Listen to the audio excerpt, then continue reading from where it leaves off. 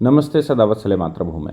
हम लोग सब लोग जान रहे हैं कि संभल में किस प्रकार से घटना हुई। संभल की जो एक तथाकथित मस्जिद है या स्ट्रक्चर है, वो कभी हरिहर मंदिर हुआ करता था, ऐसा क्लेम किया गया है। बाबरनामा, अकबरनामा, बाबरनामा और आईने अकबरी तमाम तरह की पुस्तकें भी लगाई गई, जिससे ये सिद्ध हुआ कि ये मस्जिद मंदिर तोड़कर बनाई गई है। मंदिर तोड़कर बनाई गई मस्जिद में ये भी है कि उस मस्जिद के अंदर ये लोग क्या करते थे कि स्ट्रक्चर छोड़ते थे, खासतौर जानबूझकर स्ट्रक्चर छोड़ा जाता था ताकि ये पता लगे कि देखो भगवान नहीं होते, मंदिर तोड़कर मस्जिद बनाई गई, फ्रेश मस्जिद। और मुसलमानों ने जो आक्रांता थे, आक्रांताओं के विषय में अगर एक बात मानी जाए कि जहाँ से वो आए थे, समरकंद या उधर आगे से, या मैं कहूँ कि आज के जो अफ़गानिस्तान के उधर का क्षेत्र है, वहाँ तो मीनारें नहीं बनाई गई, वहाँ तो ताजमहल नहीं बने, वहाँ तो लाल किले नहीं बने। उनके बाप दादों ने भी कभी लाल किले नहीं देखे थे, वो तो ऊसर बंजर ज़मीन पर ही पहाड़ों में ही घूमा करते थे। इसका मतलब ये हो गया कि भारतवर्ष में आने के बाद चूँकि उनको कुछ नहीं आता था तो उसको मॉडिफाई किया, मंदिरों को तोड़कर मस्जिद बनाकर मॉडिफाई कर लिया।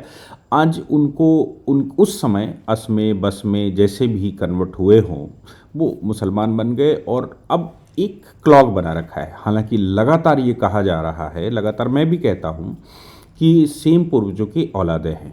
1% 1.5% मुसलमान ऐसा होगा जो आक्रांता वर्ग का यहाँ पर है, बाकी ये हिंदू पूर्वजों की ही संतानें हैं। भटका हुआ इंसान है, भटक गए हैं। अब भटके हुए इंसान को कैसे वापस लाया जाए, इसके लिए लगातार प्रयास चल रहे हैं।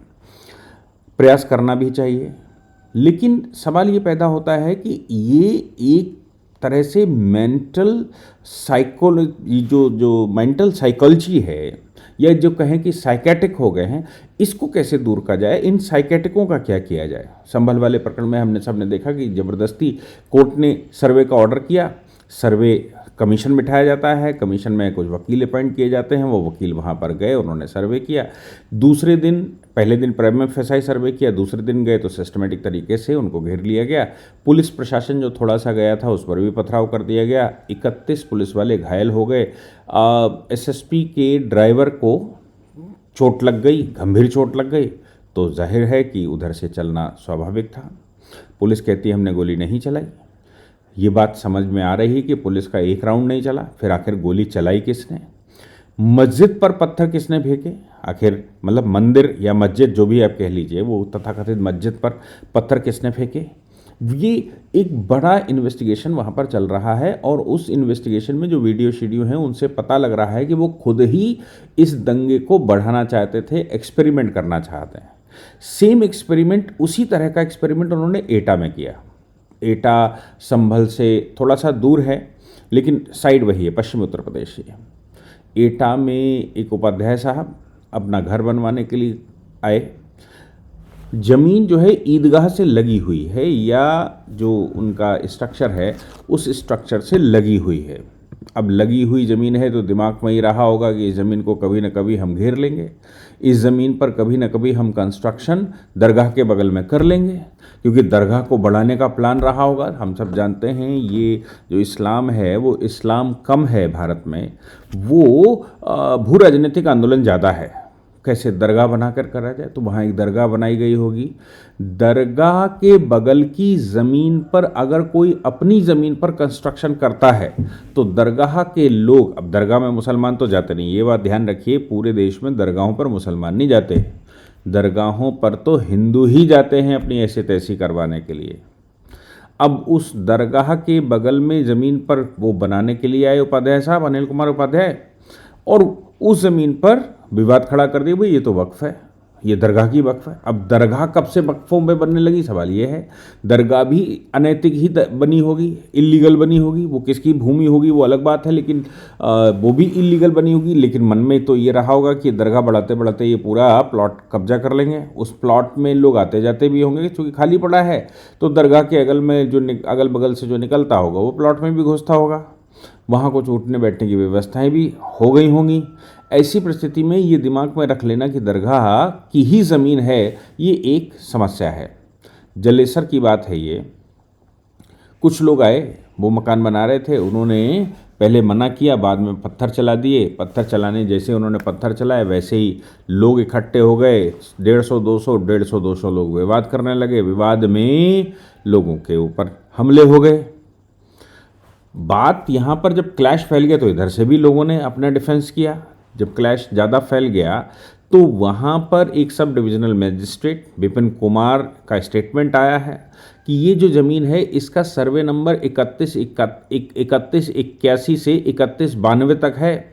ये प्राइवेट एंसेस्ट्रल प्रॉपर्टी है, यानी कि अनिल कुमार उपाध्याय की ये एंसेस्ट्रल प्रॉपर्टी है, उनके पूर्वजों की संपत्ति है। और ये बात रेवेन्यू रिकॉर्ड में जब देखी गई होगी तो रेवेन्यू रिकॉर्ड में ये पाया गया कि भाई ज़मीन उनकी अपनी है और रेवेन्यू रिकॉर्ड ये कह रहा है कि वो कई पीढ़ियों से उनकी है, उत्तराधिकार चला आ रहा है। लेकिन दरगाह भी तो ये सोच, दरगाह को जाने वाले या लैंड जिहाद करने वाले, इनके दिमाग में भी तो यही रहा होगा। नतीजा ये निकला कि पुलिस ने, एसएसपी का जो बयान आया वो एसएसपी कह रहे हैं कि प्राइवेट प्रॉपर्टी को अगर कोई बनाना चाहता है तो उस पर हमें कोई रोक नहीं, उसका नक्शा पास ये वो जो भी फॉर्मेलिटी होती है वो सारी फॉर्मेलिटी सरकारी पूरी है। लेकिन साहब वो दरगाह के बगल में है इसलिए वो दरगाह है। कर दिया उन्होंने हंगामा। रफ़ीक नाम का व्यक्ति जो सबसे पहले सामने आया था उसकी गिरफ्तारी की गई। तत्काल पुलिस ने लंबी गिरफ्तारी की, मतलब फिर उनको बात समझू के भेजा नहीं। 16 लोगों को वहीं का वहीं उनके खिलाफ एफआईआर दर्ज की गई, उनको अरेस्ट किया गया।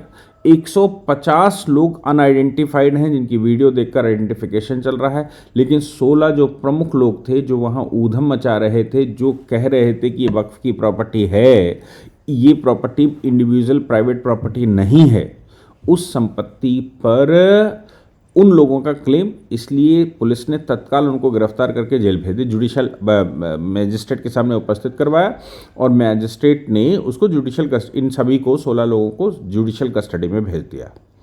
बाकी 150 लोग जो पीछे से पत्थर चला रहे थे उनका वीडियो आइडेंटिफिकेशन हो रहा है। जो सीसीटीवी कैमरे और जो वीडियोस अगल बगल के लोगों ने रिकॉर्ड किए हैं या साथ में भीड़ मतलब बाकी लोगों ने रिकॉर्ड किए हैं, उनका निरीक्षण पुलिस कर रही है। और ये संभव है कि पुलिस उन 150 के 50 लोगों को गिरफ्तार कर ले। 16 लोगों को तत्काल गिरफ्तार किए गए।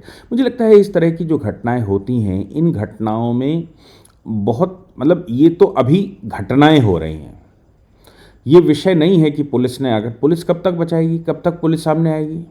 विषय तो ये है कि बांग्लादेश में कृष्णदास को गिरफ्तार कर लिया गया। वो माइनॉरिटी के मतलब इस्कॉन टेम्पल के हैं और वहाँ प्रदर्शन कर रहे थे।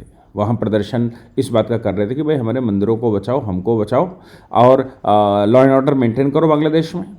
उन्होंने शांतिपूर्वक प्रदर्शन किया। उस प्रदर्शन में उनका भाषण उछड़ हुआ होगा, कोई दंगा नहीं हुआ, कोई पत्थर नहीं चला, कुछ नहीं चला और उनको गिरफ्तार कर लिया गया बांग्लादेश में। अब सोच लीजिए कि क्या वहाँ चल रहा है। वहाँ ये चल रहा है कि माइनॉरिटी यानी कि हिंदुओं को वो जीने नहीं देंगे, वहाँ की माइनॉरिटी। और कोई नहीं बोल रहा, संसार में कोई नहीं बोल रहा कि भाई माइनॉरिटी के ऊपर, डोनाल्ड ट्रंप ने ज़रूर बोला है लेकिन बाकी कोई नहीं बोल रहा कि भाई माइनॉरिटी के ऊपर ऐसा क्यों कर रहे हैं। भारत के अंदर अब सो सिचुएशन हो गई, 1946 से ज़्यादा की भयंकर सिचुएशन हो चुकी। मैं एक बात सभी को इस माध्यम से बता दूं कि हमारे यहाँ भगवान राम के बाद, मतलब भगवान राम का जब विषय चला था, जब वो भगवान अवतरित हुए होंगे, प्रकट हुए थे, तब उनके बाद एक पत्नी और 2 बच्चे का प्रावधान चला। वही भारत में ये चलेगा। लेकिन आपको बता दूं, मध्यकाल में उसके बाद के जो काल आए उस समय व्यक्तियों की ज़रूरत पड़ी, क्योंकि राक्षसी शक्ति जब बढ़ेगी तो फिर दैवी शक्तियों का पालन करने वाले लोगों की भी आवश्यकता पड़ेगी, क्योंकि जनसंख्या को जनसंख्या से काटा जा सकता है। जनसंख्या का कोई अन्य उपाय नहीं है, जनसंख्या का सिर्फ एक उपाय है और वो है जनसंख्या। जनसंख्या घटती जाएगी, पुलिस भी उसी जनसंख्या से होनी है, मिलिट्री भी उसी जनसंख्या से होनी है, अधिकारी भी उसी जनसंख्या में से आने वाले हैं और देश का प्रोटेक्शन करने वाले भी उसी जनसंख्या से आने वाले। जब हमारे पास जनसंख्या ही नहीं होगी तो भविष्य में पुलिस भी आपकी नहीं होगी, भविष्य में प्रशासन भी आपके पास नहीं होगा, भविष्य में फोर्स भी आपके पास नहीं होगी। फिर कौन बचाएगा? कौन सी पुलिस बचाएगी? कैसे बचाएगी? इसलिए एक आह्वान मैं लगातार करता हूँ, वो ये है कि कैरियर जो है वो तो वैसा होगा ही जैसा होना है।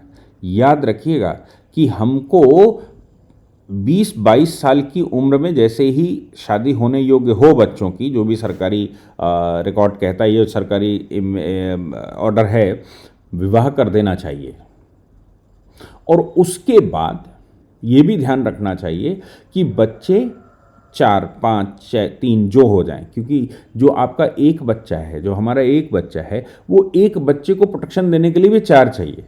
आज की तारीख में आप एक व्यक्ति के साथ 4-5 सिक्योरिटी वाले लगा देते हैं, नेता मंत्री लिए घूम रहे हैं सिक्योरिटी।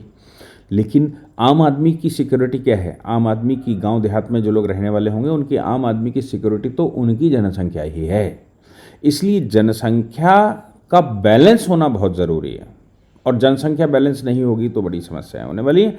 इसलिए ये सारी घटनाओं में ये ध्यान रखने की बात है कि भारत की जनसंख्या, हिंदुस्तान के भारतीयों की, भारतवंशियों की जनसंख्या कम ना हो जाए।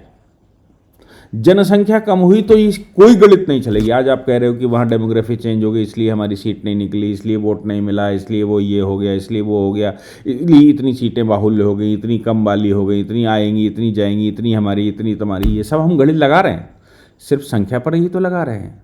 संख्या अगर नहीं होती तो किस पर गणित लगाओगे? किस पर कहोगे कि भाई तमिलनाडु में हमारी संख्या ख़त्म हो गई, केरला में हमारी संख्या कम है, या फिर झारखंड में कन्वर्जन ज़्यादा हो गया, या फिर बंगाल में जनसंख्या का डेमोग्राफी चेंज हो गई, नॉर्थ ईस्ट में चेंज हो गई, जम्मू कश्मीर में चेंज हो गई। ये सब चीज़ें जो हैं वो दिख रही हैं कि जनसंख्या की वजह से ये सब कुछ हो रहा है, लेकिन जनसंख्या बढ़ाने का कोई उपाय नहीं हो रहा है। मुझे लगता है कि डेमोग्राफी बैलेंस रहनी चाहिए। अगर बैलेंस नहीं रहेगी तो ये समस्याएं जो अभी पुलिस प्रशासन के माध्यम से रोकी जा रही हैं, ये रोकी नहीं जा सकती। जहाँ पुलिस प्रशासन नहीं होता, गांव देहात में, एक्सट्रीम गांव में चले जाइए, पुलिस प्रशासन वहाँ नहीं होता, क्योंकि पुलिस वहाँ से 40 किलोमीटर दूर है, 30 किलोमीटर दूर है, 20 किलोमीटर दूर है, 10 किलोमीटर दूर है। जब तक पुलिस आएगी जाएगी तब तक तो खेल हो जाएगा। तो ऐसी परिस्थितियों में गांव की पोजीशन ये है कि उनके पास, हर व्यक्ति के पास एक संख्या होती है, हर परिवार के पास एक संख्या होती है, क्योंकि उनको संख्या की आवश्यकता होती है अपने प्रोटेक्शन के लिए। उनको संख्या की आवश्यकता होती है गांव में बैलेंस बनाने के लिए। वो करते हैं, आजकल वो भी धीरे धीरे बताते हैं कम हो रहा है। मैं समझता हूँ कि ये जो घटना है ये अपने आप में बता रही है, जो घटनाएं हो रही हैं वो बता रही हैं कि हमने क्या करना चाहिए। जय हिंद, जय भारत, वंदे मातरम।